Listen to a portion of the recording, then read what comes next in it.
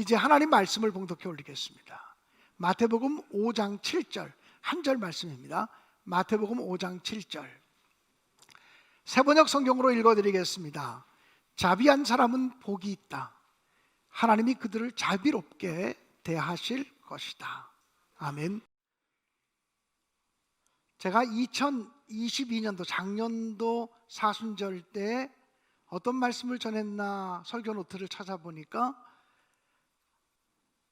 팔복 중에서 4가지의 복에 대해서 말씀을 드렸더라고요. 팔복이 8가지의 복인데 작년에 4가지의 복을 말씀을 드렸더라고요. 심령이 가난한 자는 복이 있다. 애통하는 자는 복이 있다. 온유한 자는 복이 있다. 의에 줄이고 목마른 사람은 복이 있다 라고 하는 말씀이었습니다. 팔복의 말씀 중에서 앞에 4가지의 복은 복 있는 사람들의 내면의 태도를 말하는 것입니다.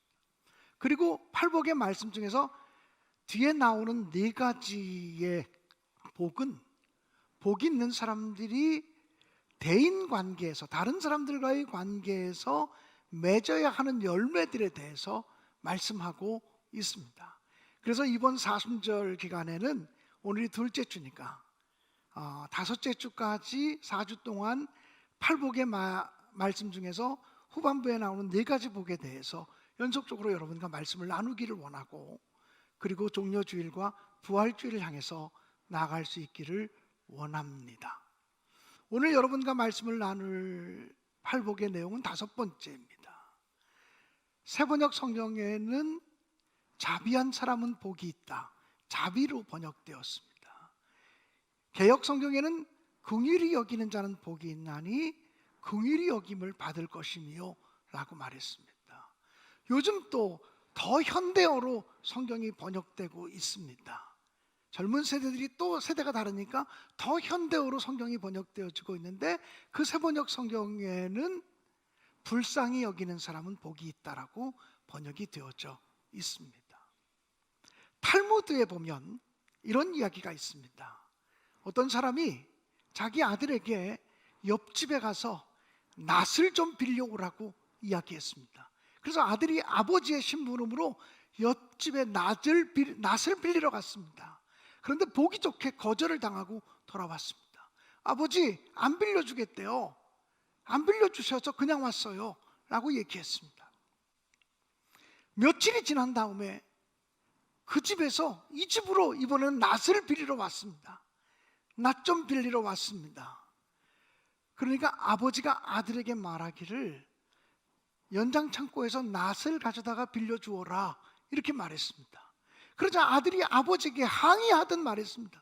아버지, 며칠 전에 제가 그 집에 가서 낫을 빌리려고 했는데 거절당했잖아요. 우리가 왜 낫을 빌려줘야 돼요? 라고 말했습니다. 그때 아버지는 그 아들에게 지혜로운 교훈을 알려주었습니다. 다른 사람이 낫을 빌려주지 않았기 때문에 나도 낫을 빌려주지 않는 것은 복수 감정을 가지고 살아가는 것이다. 당신은 나에게 낫을 빌려주지 않았지만 나는 당신에게 낫을 빌려주겠습니다 라고 말을 하고 낫을 빌려주는 것은 증오의 감정을 가지고 살아가는 사람이다. 사실 밖으로 표출되지만 않았을 뿐이지 섭섭하고 속상한 마음은 지니고 있는 것이기 때문에 증오의 마음을 가지고 살아가는 것이다. 그런데 상대방이 나에게 낫을 빌려주지 않았어도 조건 없이 그 사람이 낫이 정말 필요하구나 이런 마음을 가지고 내가 도울 수 있을 때 도와야지, 내가 섬길 수 있을 때 섬겨야지, 내가 나눌 수 있을 때 나눠야지, 이런 마음을 가지고 낫을 빌려주는 사람은 긍휼의 마음을 가지고 살아가는 사람이다라고 자녀에게 교육했다라고 합니다. 성경에 나오는 말은 아니고 이스라엘의 지혜서인 탈무드에 나오는 이야기지만 우리가 배울 점이 분명히 있다라고 생각이 되어집니다. 여러분은 범사에 어떤 마음을 가지고 살아가는 사람입니까? 다른 사람이 나에게 잘못을 하면 언젠가 내가 복수할 거야 라고는 복수의 마음을 가지고 살아가는 사람은 아닙니까?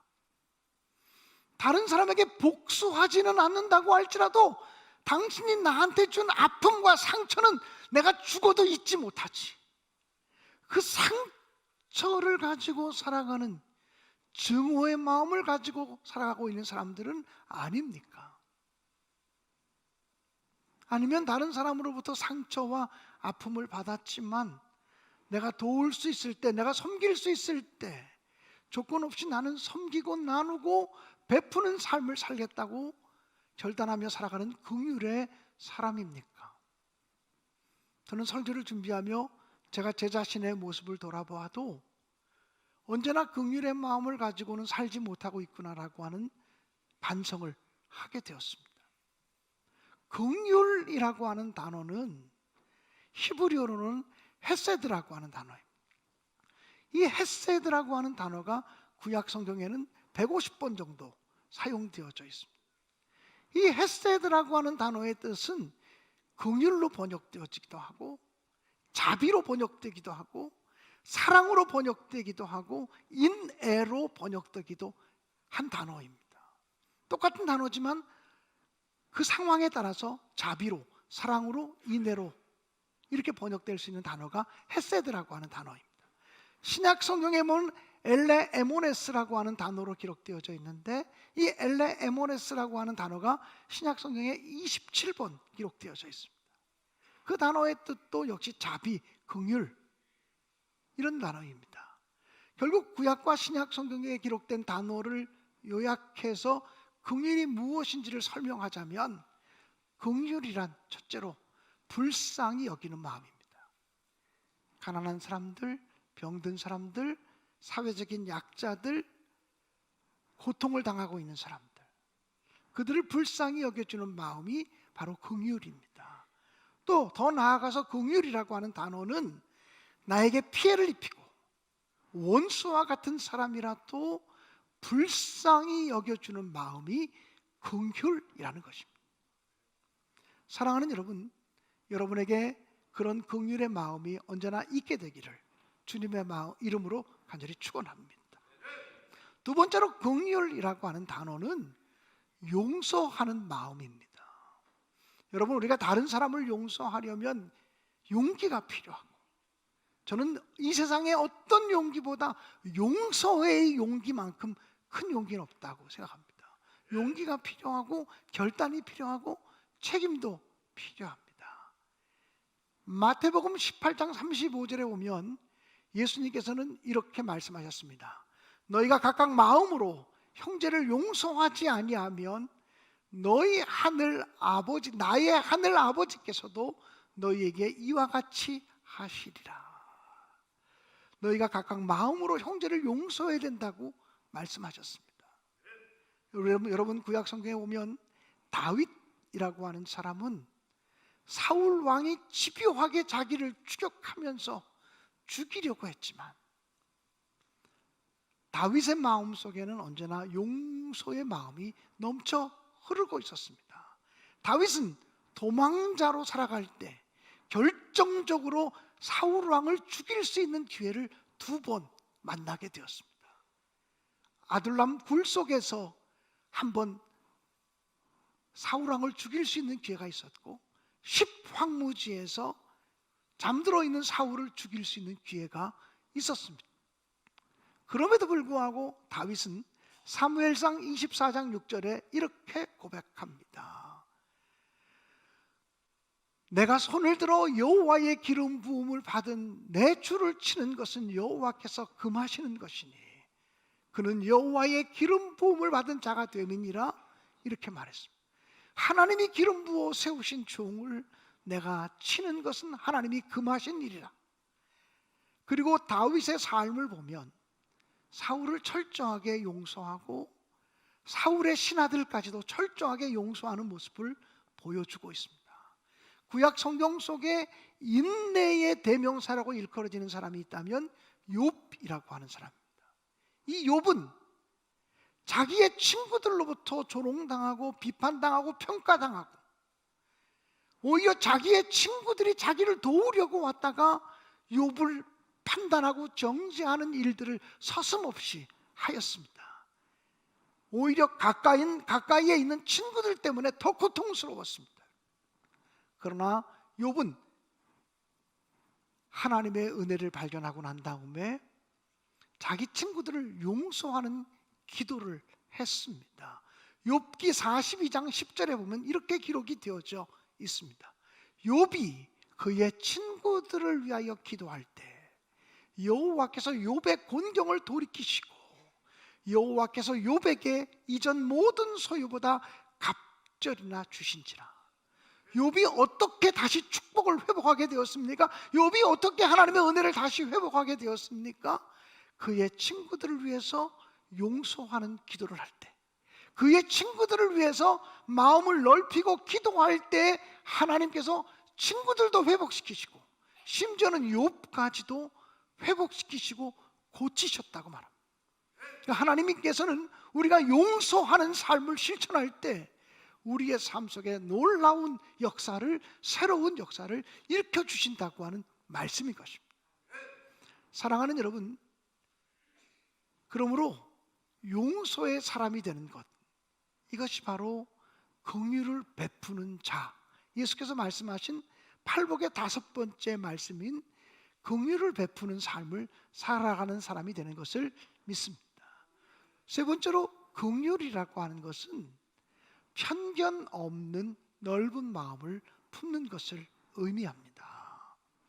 사랑하는 여러분, 우리가 편견을 갖게 되면 다른 사람에 대해서 차별하게 되고 다른 사람을 정죄하게 되고 그리고 점점 자기 마음이 좁아질 수밖에 없습니다.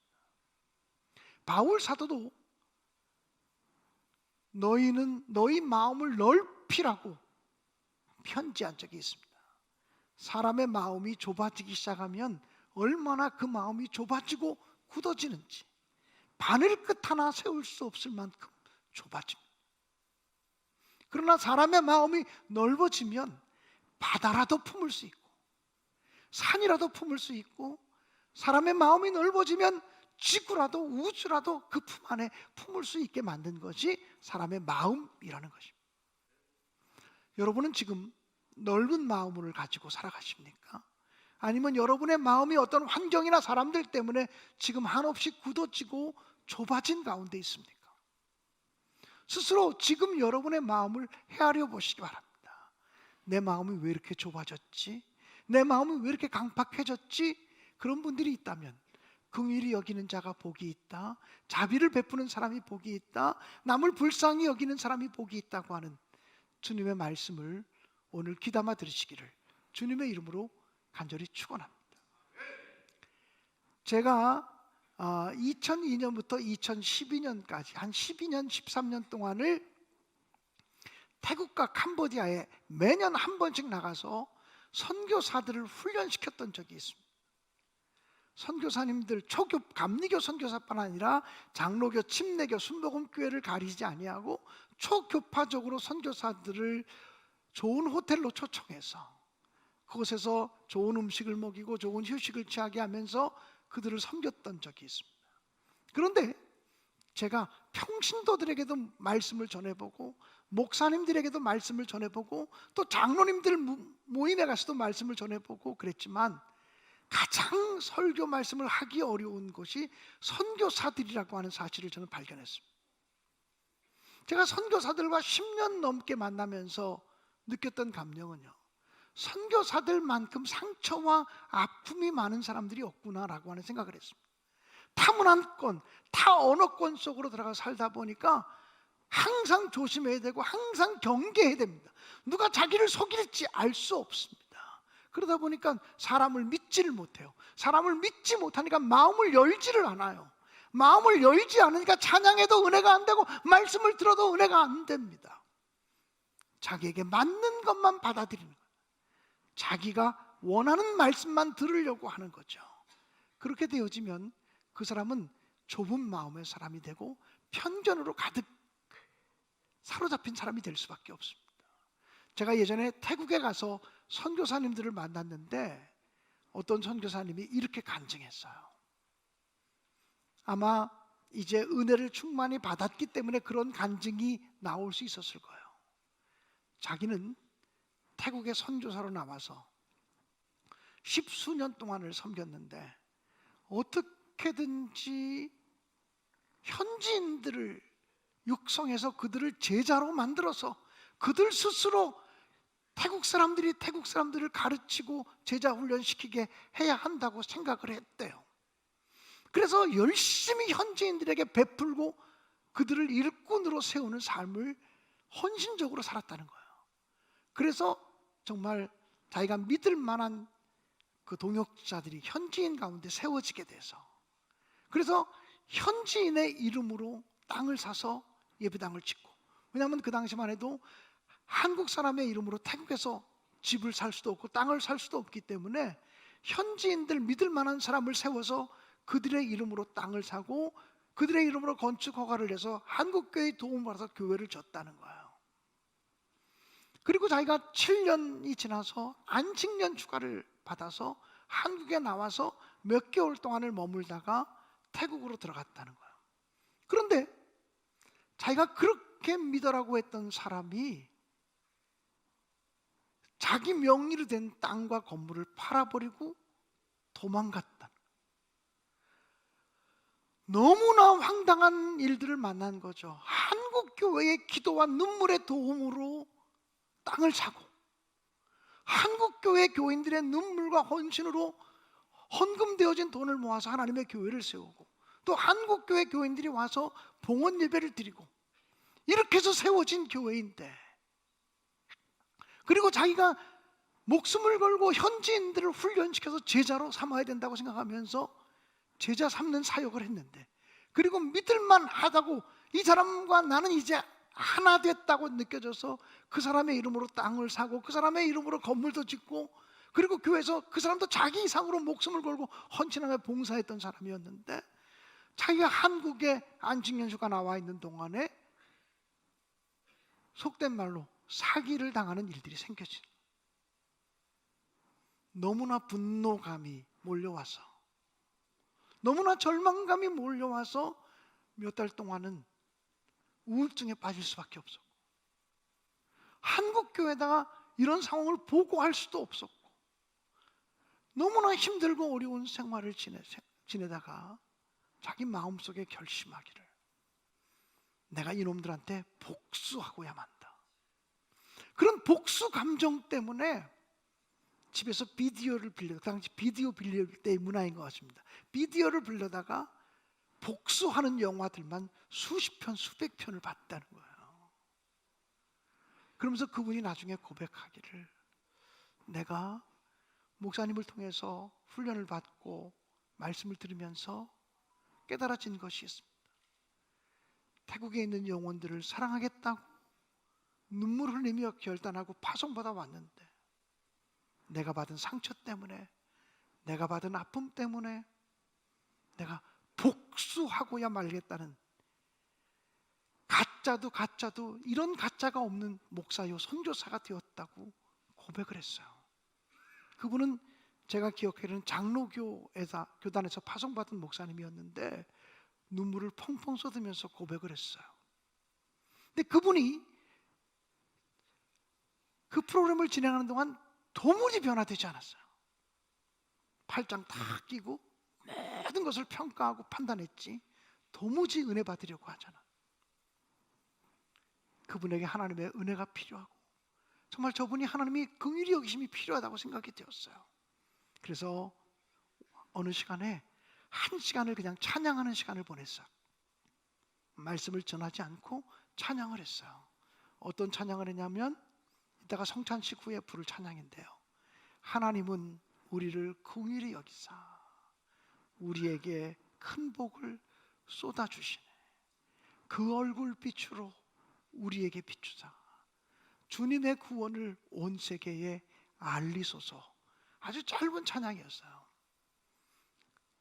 그분 앞에서 팀 멤버들이 한 40명 정도가 무릎을 꿇고 기도했어요. 하나님은 목사님을 긍휼히 여기사 목사님에게 큰 복을 쏟아주시네. 그 얼굴 빛으로 목사님에게 비추사 주님의 구원을 알리소서. 하나님은 선교사님을 긍휼히 여기사 선교사님에게 큰 복을 쏟아주시네. 이 찬양을 하는 동안에 하나님의 긍휼하심이 그분들에게 넘치기를 사모하는 마음 때문에 우리 모두가 눈물로 가득 찼어요. 눈물을 흘리지 않고는 그 찬송을 부를 수가 없었어요. 처음에 굉장히 냉소적인 태도로 함께 찬양하던 그분들이 나중에 같이 펑펑 울기 시작했어요. 하나님의 긍휼하심이 느껴졌기 때문이에요. 하나님이 나를 불쌍히 여기시는구나 라고 하는 사실이 깨달아졌기 때문이에요. 긍휼히 여기는 자가 복이 있습니다. 하나님의 긍휼하심, 이것이 바로 하나님의 성품입니다. 조건 없이 용서하시고 조건 없이 사랑하시고 조건 없이 품어주시고, 이것이 하나님의 성품입니다. 긍휼히 여기는 자는 복이 있나니 그들이 긍휼히 여김을 받을 것이며 라고 말했습니다. 긍휼히 여기는 자에게는 무엇보다 평강의 복이 주어질 것입니다. 바울 사도는 많은 교회들에게 편지하면서 하나님의 은혜와 평강이 너에게 있을지어다 이렇게 편지 문구를 썼지만, 인사말을 썼지만, 특별히 디모데 전서에서는 하나님의 은혜와 긍휼과 평강이 너에게 있을지어다라고 편지했습니다. 어떤 성서학자들은 은혜와 긍휼과 평강은 하나님의 성품에서 나오는 새 쌍둥이와 같은 존재들이다라고 말했어요. 하나님의 은혜가 우리에게 임하면, 은혜라고 하는 것은 받을 자격이 없는 사람에게 베풀어지는 사랑을 말합니다. 하나님의 은혜가 우리에게 임하면 하나님의 긍휼하심이 느껴집니다. 하나님이 나를 너무 불쌍히 여기시는구나, 이것이 느껴집니다. 하나님의 불쌍히 여기심이 느껴지면, 이상하게 그 순간 하나님이 나를 불쌍히 여기셨다, 이것이 느껴지면 그 다음에 우리 마음속에 하나님이 주시는 평화가 임하게 되는 것입니다. 그래서 긍휼히 여기는 자들에게는 하나님의 평화가 임할 줄로 믿습니다. 저는 마음이 답답할 때마다 제가 강단에 엎드리면 오직 한마디 기도합니다. 하나님, 저를 불쌍히 여겨주세요. 하나님, 저를 불쌍히 여겨주세요. 기도합니다. 그리고 하나님이 정말 나를 불쌍히 여기신다는 사실이 느껴지면 이상하게 그럼 됐다, 내 아버지가 나를 불쌍히 여기시면 됐다, 전능하신 하나님이 나를 불쌍히 여기시면 됐지, 이런 확신이 들면 그 다음에 위로와 평화가 넘치는 것을 경험하게 됩니다. 사람마다 문제 없는 인생은 없습니다. 사람마다 지고 갈 십자가가 없는 사람은 없습니다. 아무리 평안해 보이는 사람도 그 사람이 지고 가야 될 인생의 짐이 있고 무게가 있고 십자가가 있습니다. 하나님께서 여러분 한 분 한 분을 긍휼히 여겨주시기를 주님의 이름으로 축복합니다. 그리고 하나님의 긍휼, 하나님의 긍휼의 성품이 여러분과 함께 하셔서 여러분도 긍휼을 베푸는 삶을 살아감으로 하나님으로부터 긍휼하심을 받을 뿐만 아니라 사람들로부터도 긍휼함 받는 놀라운 은총이 임하시기를 주님의 이름으로 간절히 축원합니다.